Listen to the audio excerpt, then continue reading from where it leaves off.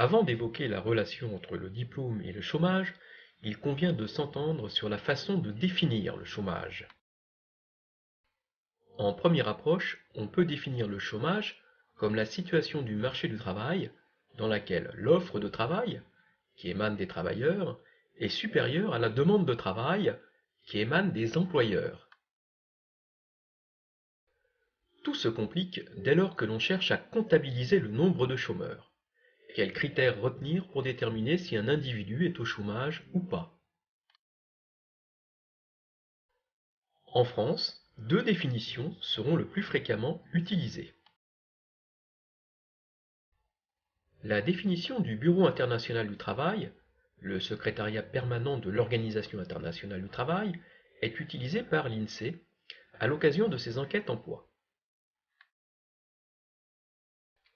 Étant partagée par de nombreux pays, c'est la seule définition qui permette d'effectuer des comparaisons internationales en matière de chômage. Dans ce cadre, un individu sera considéré comme chômeur s'il satisfait aux conditions suivantes. Être en âge de travailler, c'est-à-dire avoir 15 ans ou plus. Être sans emploi, c'est-à-dire ne pas avoir travaillé, ne serait-ce qu'une heure, durant une semaine de référence, la semaine de l'enquête emploi. Être disponible pour prendre un emploi dans les 15 jours. Avoir cherché activement un emploi dans le mois précédent ou en avoir trouvé un qui commence dans moins de 3 mois. La définition de Pôle emploi, qui comptabilise toutes les fins de mois le nombre de demandeurs d'emploi, DEFM, les critères utilisés sont les suivants. Être en âge de travailler, c'est-à-dire avoir 15 ans ou plus. Être inscrit à Pôle emploi comme demandeur d'emploi. On distingue alors plusieurs catégories de chômeurs selon leur situation. Les chômeurs de catégorie A, ce sont des demandeurs d'emploi qui sont tenus de faire des actes positifs de recherche d'emploi et qui sont sans emploi, c'est-à-dire qui n'ont pas même travaillé une heure durant le mois. Les chômeurs de catégorie B, ce sont des demandeurs d'emploi tenus de faire des actes positifs de recherche d'emploi et qui ont exercé une activité réduite courte, c'est-à-dire de 78 heures ou moins au cours du mois. Les chômeurs de catégorie C, ce sont des demandeurs d'emploi tenus de faire des actes positifs de recherche d'emploi ayant exercé une activité réduite longue, c'est-à-dire plus de 78 heures au cours du mois. Les chômeurs de catégorie D sont des demandeurs d'emploi qui ne sont pas tenus de faire des actes positifs de recherche d'emploi, notamment parce qu'ils occupent un stage, qu'ils suivent une formation ou qu'ils sont en arrêt maladie.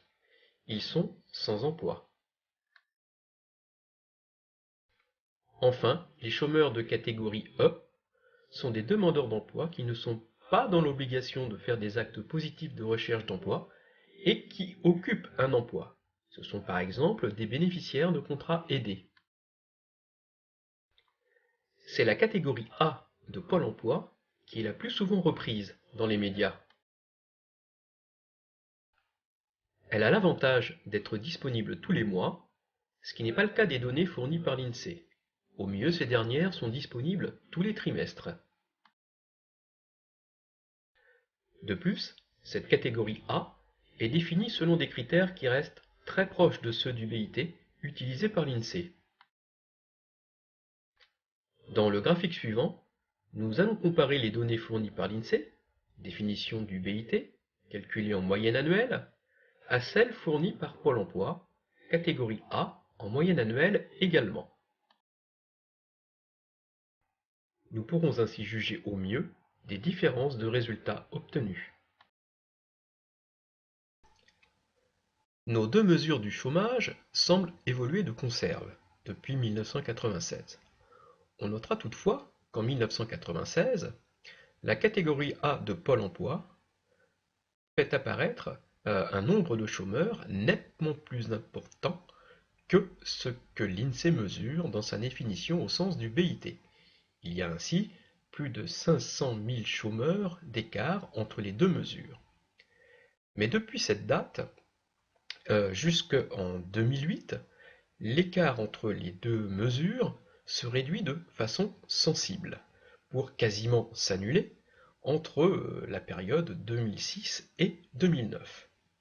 Par contre, depuis 2009, on constate de nouveau un écart grandissant entre les deux mesures du chômage. La catégorie A de Pôle emploi donne des valeurs nettement supérieures à celles de l'INSEE. Si l'on souhaite prendre un peu plus de recul historique pour examiner l'évolution du chômage en France, nous sommes obligés de nous contenter des données fournies par l'INSEE, celles de Pôle emploi ne débutant qu'en 1991. Pour mieux apprécier l'ampleur du chômage, les économistes proposent de mesurer celui-ci relativement à la population active. On obtient alors un taux de chômage qui s'exprime en pourcentage. On l'obtient en effectuant le rapport entre le nombre de chômeurs et la population active, le tout multiplié par 100.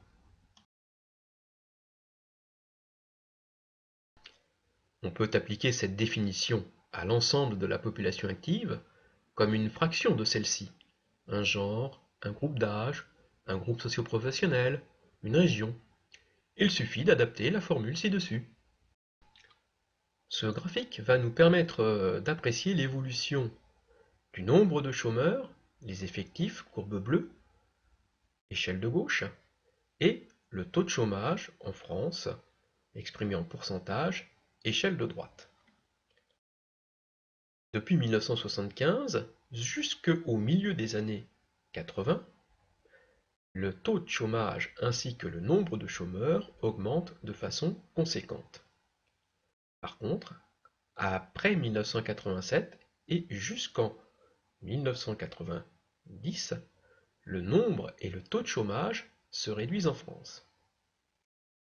À partir de 91, le taux et les effectifs remontent de façon sensible pour atteindre, en ce qui concerne le taux de chômage, des sommets inégalés jusqu'à présent.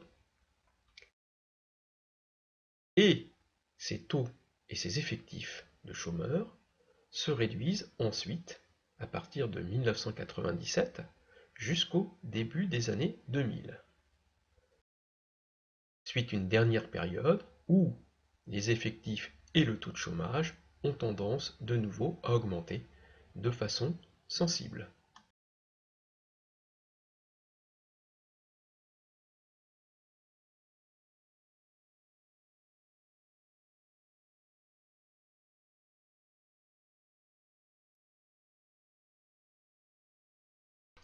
Cette transformation présente l'intérêt de rendre comparables des séries statistiques dont les unités de mesure étaient. Pour réaliser cette opération, il faut au préalable choisir une année de référence qui servira de base à nos calculs. Il est souvent commode de choisir la première année disponible, ici 1975. Pour transformer une valeur en indice, il suffit de la diviser par la valeur de l'année de référence, année de base. On multipliera le résultat par 100 pour obtenir un indice de base 100 en 1975, notre année de référence. Les résultats que nous obtenons, qui apparaissent sur ce graphique, laissent apparaître la même périodisation que dans le graphique précédent. Toutefois, étant donné que nous sommes en indice de base 100 en 1975, tant pour les effectifs que pour le taux de chômage, on s'aperçoit que le nombre de chômeurs semble augmenter plus vite que le taux de chômage. Ainsi, en base 100 1975, l'indice du nombre de chômeurs est passé à plus de 375 en 2013, donc une multiplication par 3,75 du nombre de chômeurs sur cette période, tandis que l'indice du taux de chômage est passé à peu près 300, donc une multiplication par 3 seulement du taux de chômage, ou du moins de l'indice du taux de chômage. Si on a ces évolutions à des rythmes différents, c'est tout simplement parce que la population active qui figure au dénominateur du calcul du taux de chômage évolue évidemment dans le temps, elle a tendance à s'accroître, ce qui finalement tend à réduire l'ampleur de l'augmentation du taux de chômage. On peut maintenant examiner l'évolution du taux de chômage en fonction du niveau de diplôme le plus élevé obtenu. C'est par rapport à l'ensemble des chômeurs que l'on va devoir situer l'évolution du taux de chômage de chaque niveau de diplôme le plus élevé obtenu. Ainsi, pour les plus diplômés, ceux qui disposent d'un diplôme équivalent à Bac+2 ou un diplôme supérieur à Bac+2, on s'aperçoit que les taux de chômage sont systématiquement beaucoup plus faibles que le taux de chômage moyen. Pour les personnes disposant du baccalauréat, les taux de chômage sont en général plus faibles que la moyenne. Néanmoins, nous constatons qu'au fil du temps, ce taux de chômage des bacheliers se rapproche et finit par se confondre avec le taux de chômage moyen. Ce type de diplôme semble donc moins protégé aujourd'hui du chômage. Les diplômes professionnels courts du type CAP ou BEP connaissent des taux de chômage extrêmement proches de l'ensemble de la population, tout niveau de diplôme confondu. Donc ce type de diplôme ne protège pas contre le chômage, mais ne constitue pas non plus un handicap sur le marché du travail. Le brevet des collèges, quant à lui, constituait une légère protection contre le chômage au début des années 80, puisque les taux de chômage des titulaires de ce niveau de diplôme étaient inférieurs à la moyenne. Par contre, depuis la fin des années 90, la situation a bien changé et ce type de diplôme constitue un handicap de plus en plus important sur le marché du travail puisque le taux de chômage en 2012 est nettement supérieur pour ce type de diplômé à la moyenne.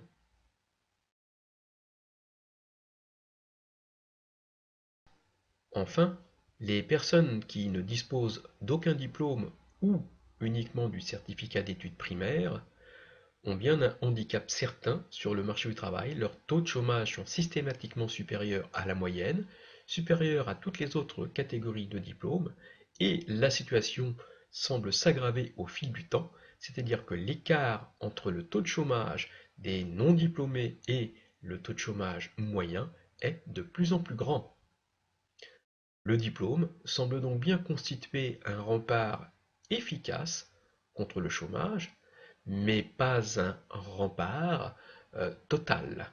Les diplômés peuvent également connaître le chômage, même si c'est dans des proportions mineures.